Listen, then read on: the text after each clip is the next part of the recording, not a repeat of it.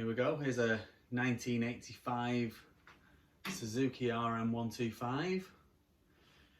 She's not going to win any beauty contests in her current state, but I think she's got some good bits about her. She's got some bad bits too. So I've got this on my website, and I'm going to be sticking her up for eBay auction later on today, so she'll sell for whatever she sells for. She's got definitely some bad bits about her. So the fork stanchions are rusted, so you're going to need either some new stanchions or to get them re-chromed. So I know a good few places where you can get them re-chromed. There's seems to be a reasonably long waiting list at the moment for having that work done, but they can definitely be done. Things like someone has done little bits and pieces of work to this. It's got what looks to be a brand new throttle cable. The throttle snapped back amazingly well. It's got some new bolts in the clutch cover. It looks like someone's used some gasket sealant to seal the clutch cover and the water pump cover up.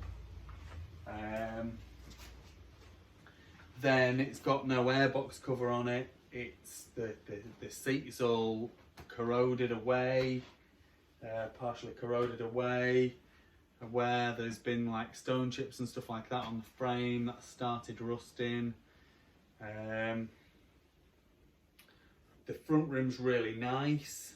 There's a bit of wear on it, but it's all round and looks to be in good shape. The front master cylinder is seized, so there's no front brake on it.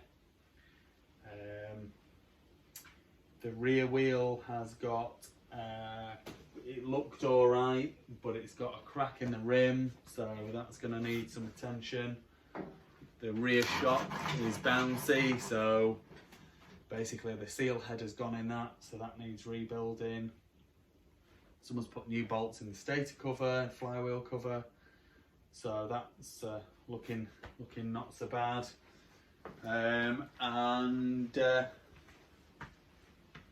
She turns over. You're going to say there's not a lot of compression there. I've not got the plug in. I did a spark test. She sparks.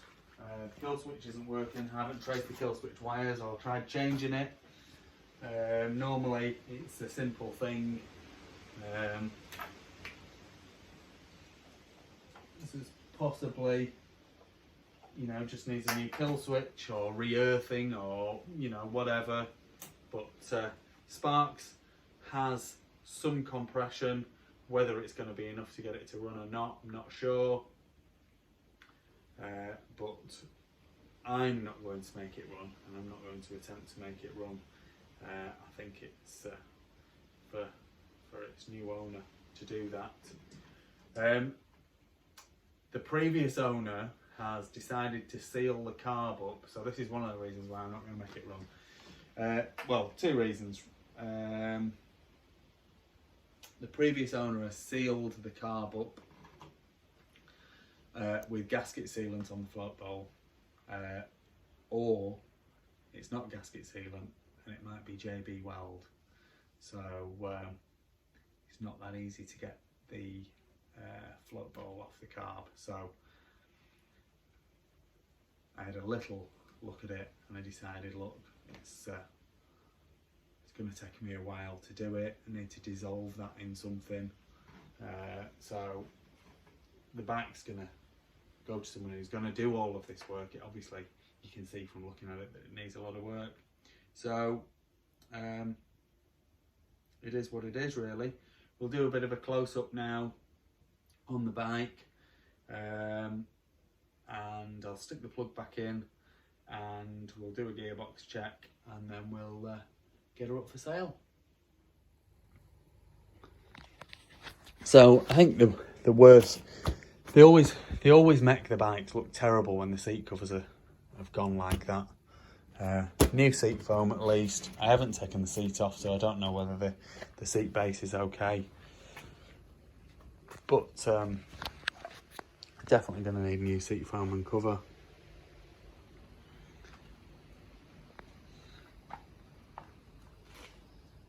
The exhaust's not in the best shape. There's bits hanging off. The silencer's kind of hanging off there. You know, I just don't know where they were going. I mean, they've done whatever they've done to the clutch, which may be okay. Obviously, you can see new bolts in the clutch cover, but they've done other things like I've said about the carb. So these are the fork tubes, rusted to death, even on the lowers on that one there. Probably the fork protector has been down on that side. The bike's been left outside, and it's rusted the fork tube. Well, the front wheel is in great nick. Really good. Quite unbelievable, really, that it is so nice. Radiators don't look bad. We're obviously doing something with the radiator, so the hose is off there. I've left the plug out at the minute. I'm going to put that back in. Airbox needs the airbox cover.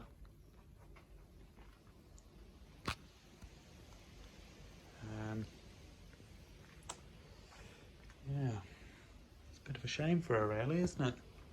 But if you have one of these and you're racing one, this could be a great source of parts, or as a restoration project. They don't come up that often, these 1985s.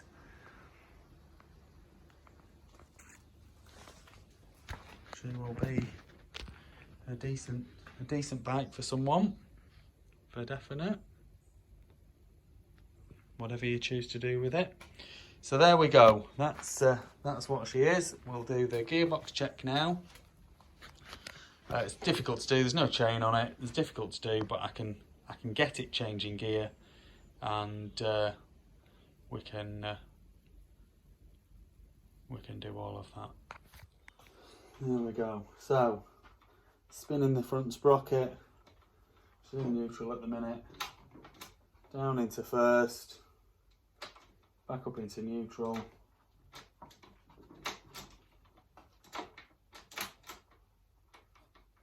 Never works quite as well with just the front sprocket, I have to say. Always works best because I can't put enough pressure on it, really. Second, I believe that is.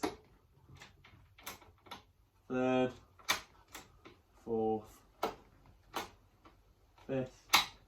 And sixth. That's the top of the gearbox. 6 gears. It's 1, 2, 5. So back down into fifth. Fourth.